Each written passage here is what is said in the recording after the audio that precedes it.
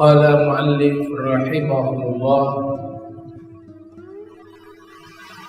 qala Ibnu Asakir rawahu ghairuhu an Maimun faqala an Ibni Umar wa ikhtulifu fi mawdi dafnihi wa ikhtalafu fi mawdi dafnihi fal mashhur annahu dufina 'inda al-jabal alladhi uhbita minhu fil Hindi wa qil bi Jabal Abi Kubais di Makkah wa yuqalu inna Nuha alaihi salam lamma kana zaman tawfan hamalahu huwa wa Hawa fi tabut fadafanahuma bi Baitil Maqdis hakadzalika Ibnu Jarir At-Tabari.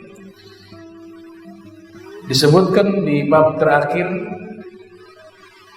yang menceritakan wafatnya Nabi Adam dan wasiat yang diberikan kepada putranya Nabi Allah Sis alaihi salam. Al-Imam Ibnu Katsir mengatakan waqtalafu, para ulama berbeda pendapat mengenai lokasi dikuburkannya Nabi Adam. Jadi perlu diketahui seluruh para nabi kuburannya itu belum ada yang qat'i, yang pasti. Seluruh para nabi. Nabi Musa ada yang bilang di sini, ada yang bilang di situ. Nabi Soleh ada yang mengatakan di Hadramaut, ada yang mengatakan di Oman, ada yang mengatakan di Irak. Jadi seluruh para nabi kuburannya itu belum pasti. Hanya seorang nabi saja yang kuburannya dipastikan dan disepakati. Dan ini bentuk mukjizat, yaitu Nabi kita Muhammad sallallahu alaihi wasallam. Kalau Nabi Muhammad pasti, gak ada yang berbeda pendapat. Kuburannya di Madinatul Munawwarah. Tapi kalau para nabi yang lainnya belum pasti, masih bersifat spekulasi, pendapat. Nah, ini menunjukkan mukjizatnya Rasulullah sallallahu alaihi wasallam. Kelebihannya Nabi Muhammad sallallahu alaihi wasallam dibanding nabi-nabi yang lain. Dan disurvei oleh para ulama, magam kuburan yang paling banyak diziarahi oleh manusia, khususnya kaum muslimin. Bisa dikatakan bukan muslimin saja. Kalau disurvei, kuburan yang paling banyak diziarahi di dunia ini itu kuburannya Nabi Muhammad sallallahu alaihi wasallam. 24 jam. Gak pernah putus. 24 jam. Kalau yang sudah pernah berangkat haji atau umroh bisa tahu itu. Bahkan kalau mau masuk ke Raudhah itu kan lebih dekat ke makamnya Nabi. Itu antri. Bisa berjam-jam. Nanti dari Raudhah baru kita bisa lewat ke makamnya Rasulullah SAW. Dan itu 24 jam. Sejak Nabi wafat sampai hari ini dan sampai nanti. Satu-satunya kuburan yang paling banyak diziarahi oleh manusia. Dalam hadis Nabi katakan, kalau malaikat yang turun di tempat makbarahnya Rasul, kuburannya Rasul SAW itu dalam satu riwayat 70.000. Para ulama sufi mengatakan tidak terhitung. Malaikat juga hadir di tempat tersebut, di makamnya Rasul sallallahu alaihi wasallam. Nah, di kitab ini membahas tentang makam kuburannya Nabi Adam alaihissalam. Pendapat pertama mengatakan Nabi Adam dikuburkan di tempat di mana Nabi Adam diturunkan, yaitu di India. Di India. Ini pendapat pertama. Pendapat kedua mengatakan Nabi Adam itu kuburannya itu ada di kota Makkah, di satu gunung namanya Gunung Abi Kubais. Nama gunungnya Abi Kubais. Di situ kuburannya Nabi Adam. Pendapat ketiga mengatakan kuburan Nabi Adam itu ada di Baitul Maqdis di Palestina. Nah, diceritakan di sini inna Nuh alaihi salam, sesungguhnya Nabi Nuh alaihi salam, lamma kana zamanu tufan, ketika terjadi tufan, banjir yang begitu besar, sebelum munculnya banjir atau terjadinya banjir, Nabi Nuh sudah membawa jenazahnya Nabi Adam dan Hawa dimasukkan ke kapal dan nantinya dikuburkan di Palestina, tepatnya di Baitul Maqdis. Ini pendapat yang ketiga. Dan pendapat ini dipilih oleh Al-Imam Abu Ja'far Muhammad Ibnu Jarir At-Tabari dalam kitabnya Tarikhul Umam wal Muluk, yang lahir 224 Hijriah, meninggal tahun 310 Hijriah. Jadi sekarang kita bisa tahu perbedaan pendapat kuburan Nabi Adam. Yang pertama di India, yang kedua di Makkah, di Gunung Abil Qubais, yang ketiga di Baitul Maqdis. Warawa Ibnu Asakir, ada seorang ulama namanya Ibnu Asakir. Beliau ini abad ke-5 Hijriah. Punya kitab yang terkenal judulnya Tarikhu Dameski, Sejarah Kota Damaskus. Itu karya beliau, Ibnu Asakir. Beliau mengatakan, sebagian ulama mengatakan ra'suhu inda Masjid Ibrahim wa rijluhu inda sakhratu Baitul Maqdis. Kepalanya Nabi Adam itu berada posisinya di masjidnya Nabi Allah Ibrahim, ada di Palestina. Masjidnya Nabi Ibrahim. Wa rijluhu inda sakhrah Baitul Maqdis, dan kakinya Nabi Adam itu posisinya berada di satu batu. Sakhra ini batu yang ada di Baitul Maqdis. Sebelum kiblat kita di Makkah, kiblat kita sebelumnya kan di Baitul Maqdis. Itu menghadap ke batu. Satu batu yang dimana batu itu kelak juga Nabi naik di atasnya ketika mau Mi'raj. Nah, kakinya Nabi Adam sampai ke situ. Kepalanya di Masjid Nabi Ibrahim, kakinya sampai di Sakhra, satu batu besar yang ada di Baitul Maqdis. Ini pendapatnya Ibnu Asakir. Waqtulifa fi miqdari umri alaihi salatu wassalam, dan diperselisihkan juga usianya Nabi Adam ketika meninggal. Itu juga terjadi perbedaan pendapat. Namun ada riwayat dari Ibnu Abbas dan Abi Hurairah secara marfu. Marfu artinya bersambung kepada Nabi Muhammad SAW.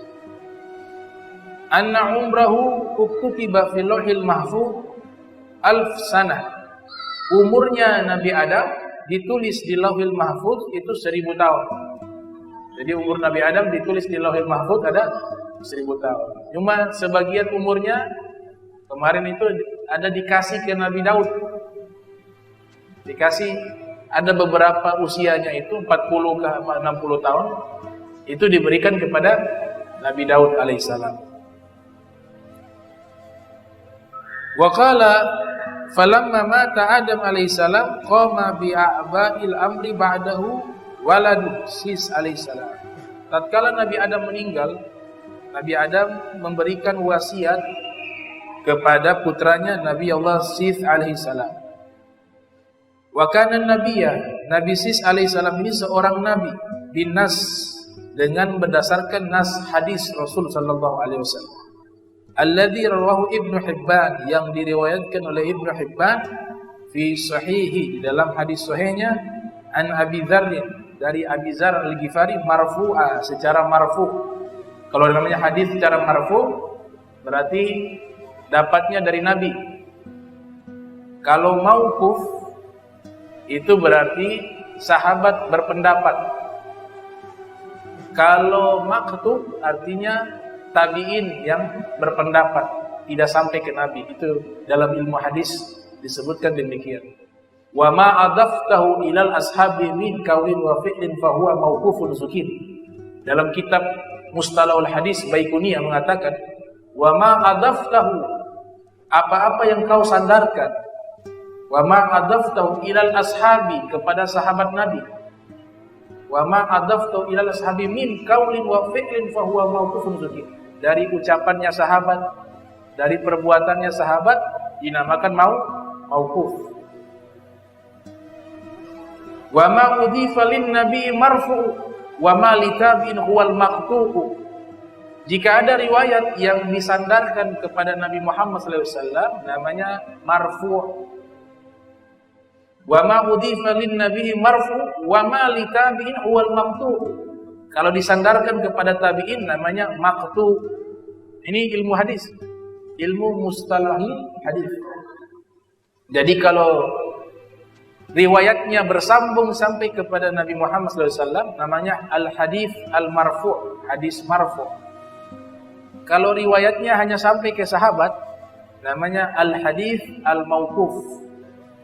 Kalau riwayatnya hanya sampai kepada tabi'in namanya al-hadis al-maqtu'. Hadis al-maqtu'. Nah, ini dikatakan secara marfu' berarti nyambung sanadnya kepada Nabi Muhammad SAW. Dari Abi Dzar, annahu unzila alaihi khamsuna sahifatan. Sesungguhnya Sis alaihi salam diturunkan kepadanya 50 suhuf. Nah, yang mendapatkan suhuf pasti para nabi. Suhufu Ibrahim wa Musa. Suhufnya Ibrahim, suhufnya Musa. Maka kesimpulannya hadis tersebut Nabi katakan Nabi Allah Sis alaihissalam Allah berikan 50 suhuf atau sahifah. Maka secara otomatis berarti Nabi Allah Sis alaihissalam adalah seorang nabi. Kemudian falamma hanat wafatu Ausa ila ibnihi Anus. Nabi Allah Sis alaihissalam ketika menjelang wafat memberikan wasiat juga kepada anaknya namanya Anus agar membawa syariatnya Allah, mengajarkan kepada manusia syariatnya Allah. Kemarin saya pernah jelaskan dalam kitab Fiqh Sirah An-Nabawiyah, syariat Allah itu dari dulu hanya 3. Yang pertama tentang tauhid, artinya pengenalan ma'rifat kepada Allah, mengesahkan Allah Subhanahu wa ta'ala, mengenalkan bahwa Tuhan itu Allah Subhanahu wa ta'ala. Itu semua para nabi sama, pasti menyampaikan hal tersebut. Yang kedua masalah ibadah. Ketika sudah mengenal Allah dan diperkenalkan oleh para nabi, Tuhan yang menciptakan segala sesuatu adalah Allah, maka misi yang kedua yang disampaikan adalah pengabdian kepada Allah. Konsekuensi Allah sebagai Tuhan, maka ada perintah untuk kita mentaatinya. Bentuk ketaatan itu bisa 2, berupa perintah dan berupa larangan. Jadi perintah yang kedua ini pasti disampaikan oleh para nabi seluruhnya. Yang ketiga adalah akhlak.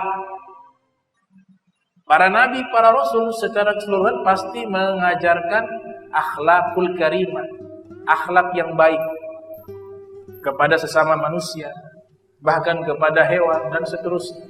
3 inilah pokok ajaran dari Allah Subhanahu wa ta'ala melalui para nabi dan para rasul. Kemudian dikasih wasiat setelah Anusi meninggal dunia, diberikan wasiat juga kepada anaknya namanya Kinan. Kinan menjelang wafat juga memberikan wasiat untuk menyebarkan ajaran Allah, ajaran yang trilogi tadi, untuk disebarkan kepada manusia. Anaknya meninggal, Kinan meninggal, dilanjutkan oleh anaknya namanya Mihlail. Nah, Mihlail ini huwa annahu malaka akalim sab'a. Dia inilah raja pertama di dunia, punya jabatan sebagai raja pertama di dunia, namanya Mihlail. Dan dia adalah orang yang menguasai 7 negeri. Wa annahu awwalu man qata'al asjar, dan beliau adalah orang pertama yang memotong pohon. Beliau pertama kali mengajarkan dan mempraktekkan cara memotong pohon. Berarti sudah ada alat yang diciptakan, parang dan lain sebagainya. Orang pertamanya namanya Mihlail. Kemudian orang pertama yang membangun kota, Mihlail juga. Awwalu man bana al-madain. Orang pertama yang membangun kota-kota. Dan orang pertama yang membangun al-husun al-kibar, benteng-benteng yang besar-besar, yang kokoh-kokoh. Orang pertama yang membangun benteng adalah Mihlail. Kemudian annahu huwa alladhi bana madinata Babil, dan beliau orang pertama yang membangun kota Babilonia. Dulu ini kota Babilonia punya peradaban paling tertinggi di dunia sebelum ada Persia dan Romawi. Persia, Romawi belakangan. Tapi yang pertama peradaban manusia yang maju itu di Babilonia. Di dalam kitab Atlas Al-Quranil Karim disusun oleh Dr. Abu Khalil, di situ menjelaskan Babilonia letak geografisnya di zaman kita saat ini itu masuk wilayah Irak, dekat kota Mosul. Dekat kota Mosul. Itulah yang namanya Babilonia. Dan kota ini disebutkan di dalam Al-Quran. Allah sebutkan kota Babilonia di dalam Al-Quran. Allah Subhanahu wa taala berfirman, "Walakinna syayatin kafaru yu'allimuna an-nasa sihra wa ma unzila 'alal malakaini bi Babila Haruta wa Maruta." Akan tetapi syaitan-syaitan yang kafir, merekalah yang mengajarkan sihir. Berarti dari sini Allah informasikan sihir itu dari syaitan. Para ulama dari kalangan Mu'tazilah ini kaum rasionalis Islam, namanya Mu'tazilah. Mereka tidak percaya sihir. Mereka tidak percaya sihir. Dan mereka tidak percaya mukjizat. Jadi hal-hal yang tidak masuk logika itu mereka tolak. Itu namanya kaum Mu'tazilah. Jadi Nabi Ibrahim itu masuk ke dalam api, tidak terbakar. Mereka menolak mukjizat itu. Karena tidak masuk di akal, api itu membakar. Bagaimana Nabi Ibrahim tidak terbakar? Mereka coba menafsirkan sesuai dengan logika. Kalau rasional masuk di akal mereka terima. Kalau irasional tidak masuk di akal mereka tolak. Maka mereka mencari tafsiran model baru. Jadi Nabi Ibrahim itu masuk ke dalam api, tidak terbakar, mereka terima itu tidak terbakar dengan alasan ilmiahnya. Nabi Ibrahim waktu dilempar masuk ke dalam api, ternyata di tanah itu ada goa masuk ke dalam. Jadi waktu masuk berada di bawah tanah, apinya di atas, maka Nabi Ibrahim tidak terbakar. Ini penafsiran orang-orang Mu'tazilah. Dan ini gak bisa dijadikan rujukan, gak bisa dijadikan referensi. Ada juga di dalam Al-Quran, alam tara kaifa fa'ala rabbuka bi ashabil fil alam yaj'al kaidahum fi tadlil wa arsala alaihim tayran ababil tarmihim bi hijaratin min sijjil faj'alahum ka'asfin ma'kul. Ayat tersebut menceritakan Raja Abraha itu dilempar oleh burung dengan batu-batu dari neraka. Dan saya pernah jelaskan di sini. Saya pernah jelaskan di Masjid Imam Bonjol peristiwa tersebut. Golongan rasionalis Mu'tazilah, kalau zaman sekarang dikatakan liberal. Sudah ada sejak dulu namanya Mu'tazilah. Wasil ibn Atha, salah satu tokoh pendirinya. Wasil ibn Atha. Ini salah satu murid Hasan al-Basri. Cuma mengingkari pendapat-pendapat sang guru. Dia buat mazhab sendiri namanya Mu'tazilah. Nanti ada cabangnya Qadiriyah dan seterusnya. Mereka menolak itu. Mana mungkin ada burung bawa api atau batu dari neraka. Maka ini tidak rasional, tidak masuk di akal. Mereka cari tafsiran lagi yang masuk di akal. Oh, dalam Al-Quran itu ada namanya kiasan, ada yang namanya hakiki, ada yang konkret, yang reality, ada yang hanya bersifat kiasan saja, perumpamaan. Jadi mereka mengatakan burung di situ adalah perumpamaan sebagai nyamuk. Jadi burung diartikan nyamuk. Batu yang berasal dari neraka mereka artikan bakteri. Jadi Raja Abraha itu mati bukan karena kena batu dari neraka, tapi kena demam berdarah.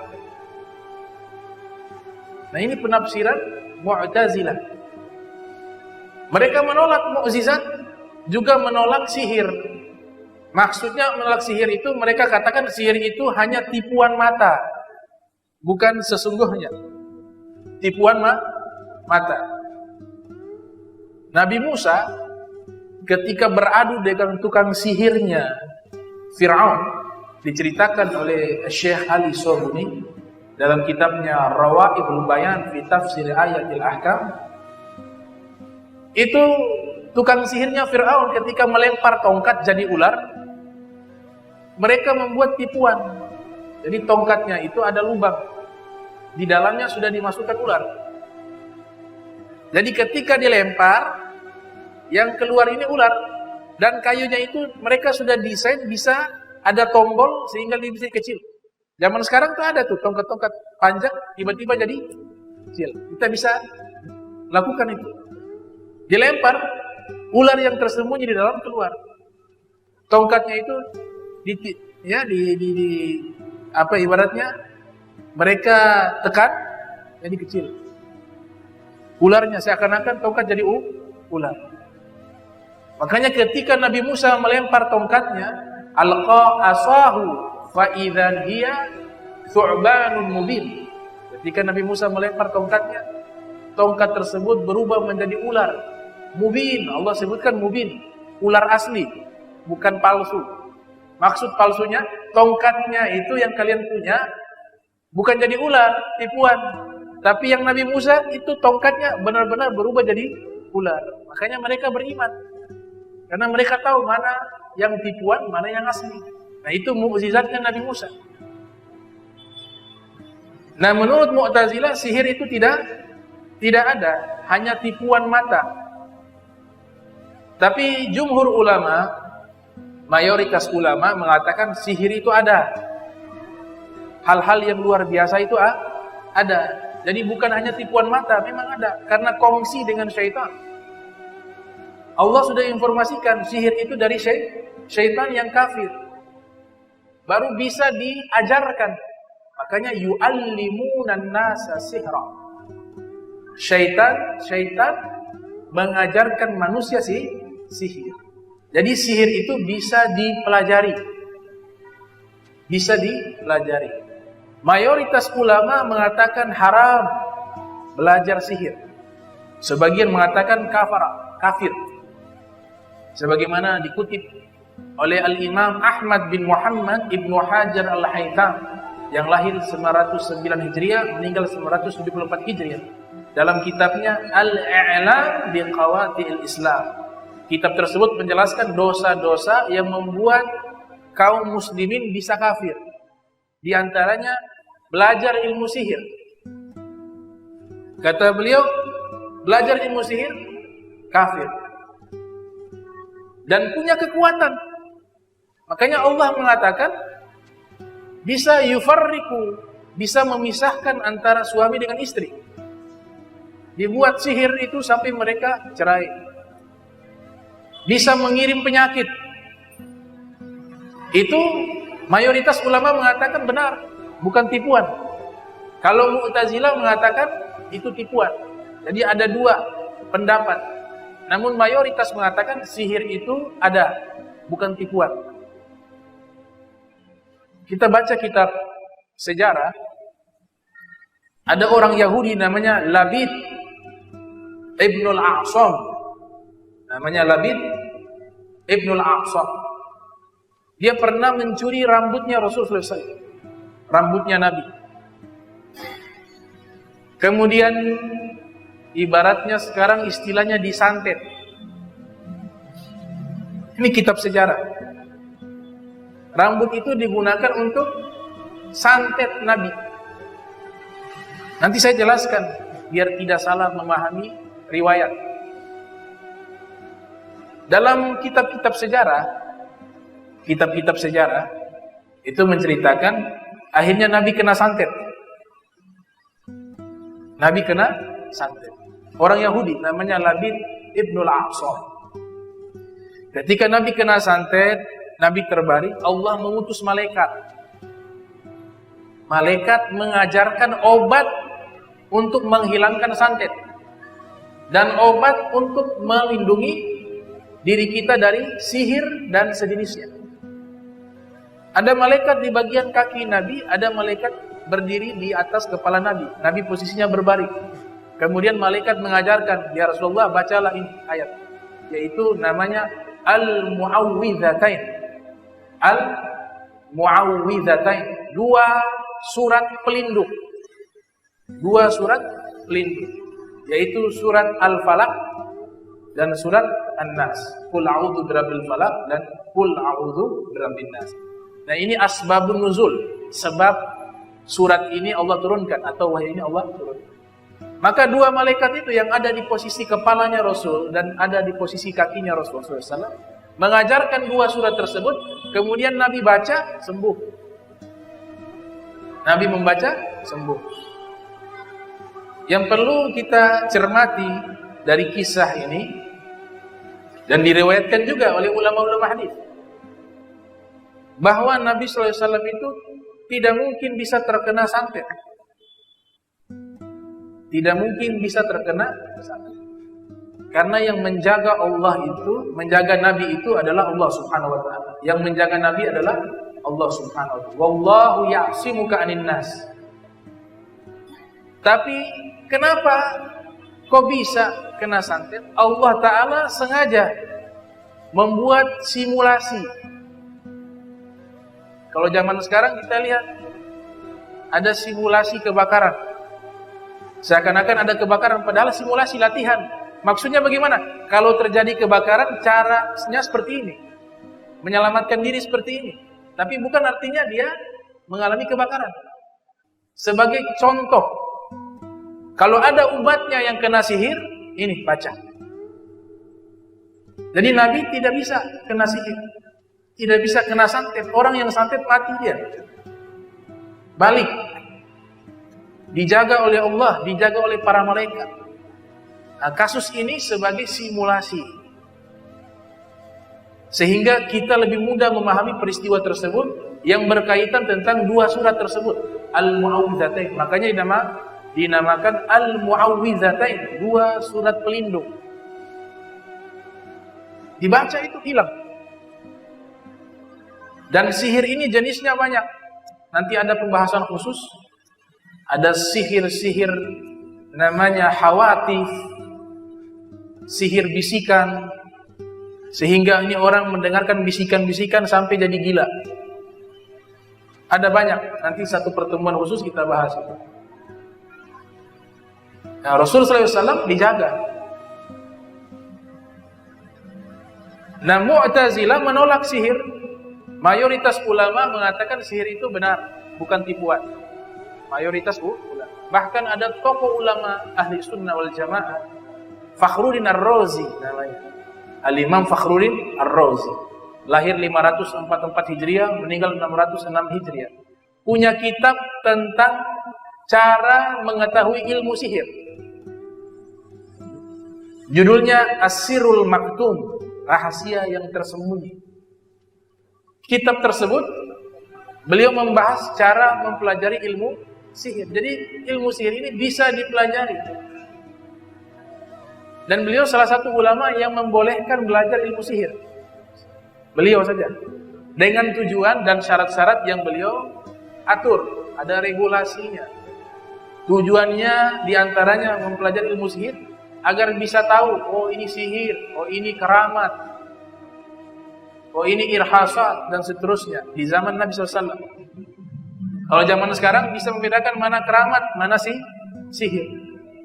Yang kedua tujuannya agar bisa mengetahui ciri-ciri orang yang terkena sihir, sehingga dia bisa memberikan jalan keluar, obat dan seterusnya. Akan tetapi mayoritas ulama melarang. Hanya Fakhruddin Ar-Razi saja yang membolehkan. Mayoritas melarang. Imam Syafi'i melarang, Abu Hanifah melarang, Imam Malik melarang, Imam Ahmad bin Hanbal melarang untuk belajar ilmu sihir dengan alasan apapun.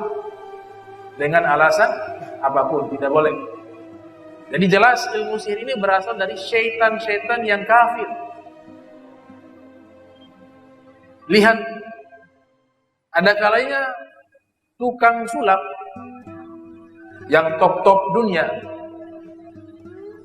Ada yang tipuan memang, ada yang tipuan, tapi ada yang asli. Dia terbang. Ada yang asli.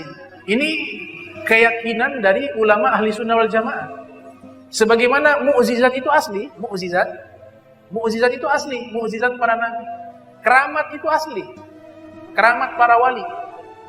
Ya, Sayyidina Syekh Abdul Qadir Jailani, waktu ada seorang ibu membawa anaknya, wahai Syekh Abdul Qadir Jailani, ini anak saya, tolong engkau didik menjadi anak yang soleh.